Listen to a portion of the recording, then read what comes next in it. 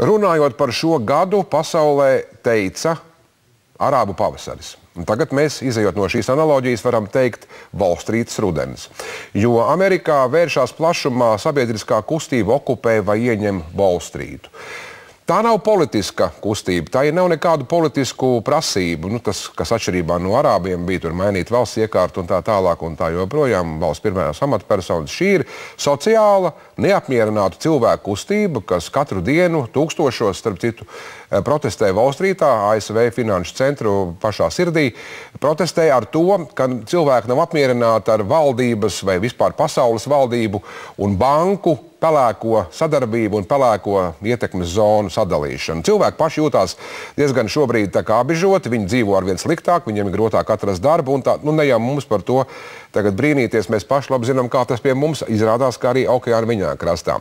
Taču interesants te ir kāds cits aspekts, ka šī kustība vēršas plašumā, un tad patīkās arī dažādiem ekspertiem izteikt domu, ka tā ir jau globāla pasaules kustība. Šeit pierakstīja 951 pilsētā, 82 valstīs, it kā esot jau šāda veida sociālās kustības un sociālajā nemieri. Ja paskatās televīzijā, tad beidzamās dienās arī Eiropā jau ļoti daudzās pilsētās kaut kas līdzīgs ir noticis. Mēs nākamajās minūtēs nolēmām papētīt, vai tiešām šī līdzība ir, un mēs varam runāt par tādu globālu sociālu kustību, pagaidām ne politisku, un vai tām ir auglīga augsne.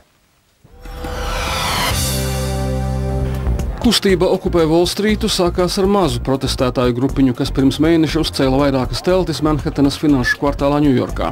Šobrīd jau runa ir par bezprecedenta globālu protestu.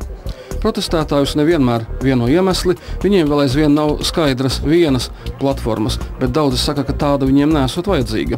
Viņu lozungs "Mēs esam 99% nav ne politisks, ne ideoloģisks. Tas simbolizē vienkāršo pilsoņu vairākumu pret to 1% eliti, kas sadala, kam pieder un kas kontrolē vairumu pasaules bagātību. Plaisa starp pārmērīgi bagātajiem un nabagajiem paplašanās, un aktīvākie cilvēki meklē vainīgos. Viņi turpina paust neapmierinātību ar visu, sākot no korporāciju alkatības līdz augstajām gāzes cenām un nepietiekamu veselības apdrošināšanu. Esmu bez darba 4 gadus, 10 gadu man nav veselības apdrošināšanas, toties ir $8,500 liela parāda ārstiem. Mans tēvs strādāja 3 dažādās fabrikās, un viņa atlaida, ka tās pārgāja uz lielāku automatizāciju. Kapitālisms izveido cilvēku zemāko šķiru un atklāti sakot, esmu no tā noguris.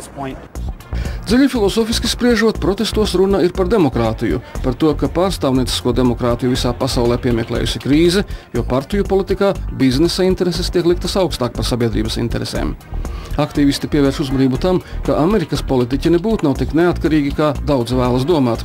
Viņi vēršas par tiem, kas padara politisko sistēmu korumpētu, pret politiķu pakļaušanos finansu institūtiem, kas protestētāju izpratnē pievīluši visus, bet ne par ko neatbild. Tiem pārmet likmi uz reklāmu, nevis preču kvalitāti un naudas raušanu, reizēm graujot nacionālo ekonomiku un piecūkojot vidi. No tautas sapulcēm, kas dibinātas uz vairākumu vienprātību, nevis līdera lēmumu, šī protestu kustība aizvien ciešāk saliedējas par sabiedrisku organizāciju. Redzam, ka nodokļos aiziet arvien vairāk dolāru, bet par to, kāpēc milzu naudu izgāsta banku glābšanai, nenotiek nekāda izmeklēšana. Neviens netiek saukts tiesas priekšā. Manuprāt, tas arī radīja šo kustību. Šis ir Amerikas Arābu pavasara variants. Pulcēšanās tāpat tiek koordinētas galvenokārt ar sociālo tīklu starpniecību, tāpat kā tas noticis Ēģiptē, Lībijā vai Sīrijā. Daudzus studentus piedalīties šajā akcijā motivējuši viņu parādi, kas krājas aizvien lielāki, un daļai pēc koledžas beigšanas tie sasniegs 6-ciparu skaitli. Domāju, ka viņi maldās savos protestos, bet es saprotu viņus. Bankas nedod aizdevumus, tās sēž uz naudas maisiem. Korporācija Amerika vienkārši sēž uz triljoniem dolāru, un cilvēkiem nav darba vietas. Šeit ir daudz to, kas pēc koledžas nevar atrast darbu. Tā ir problēma, bet vai tad pie tā ir vainīga Volstrīta? Tā ar to nav nekā kopīga. Protestētāji jau sadūrušies ar apsūdzībām antisemitismā, kas balstītas uz veco mītu, ka Volstrīta pieder ebrejiem un pretstāve Volstrītē nav nekas cits kā pretstāve ebrejiem. Tas neapšaubām ir ekonomiskā status quo reakcionāro aizstāvi mēģinājums izmantot monētas apvērsto pusi. Manhatanas parka fenomenu vācu aktīvisti tiecas pārcelt uz Vāciju, bet tur atsaucība nav tik liela. ASV daudzi krīzē zaudējuši naudu vai darbu, bet Vācijā krīzes tieši skar to ir maz. Arī bezdarbs daudz mazāks nekā ASV. Vācijai nav arī vilšanās valsts galvā, ar kuru tika saistītas cerības uz gaišāku dzīvi. Amerikāņi tagad saprot, ka prezidents lielā mērā ir bezspēcīgs pret militārās un finanšu nozares lobistiem. Ir iespējams mainīt pasauli, un tā mainās. Es nevaru pateikt, vai šī ir kustība, kas mainīs pasauli, bet man šķiet, ka taisnība ir protestējošo pusē. Ja skatāmies globāli, Volstrītas un Eiropas ielu un laukumu ieņēmējiem ir daudz kopīgi ar līdzīgām kustībām Latīņamerikā. Tie paši ienaidnieki globālās bankas, starptautiskie aizdošanas institūti un revolūcija kā daļa no ikdienas.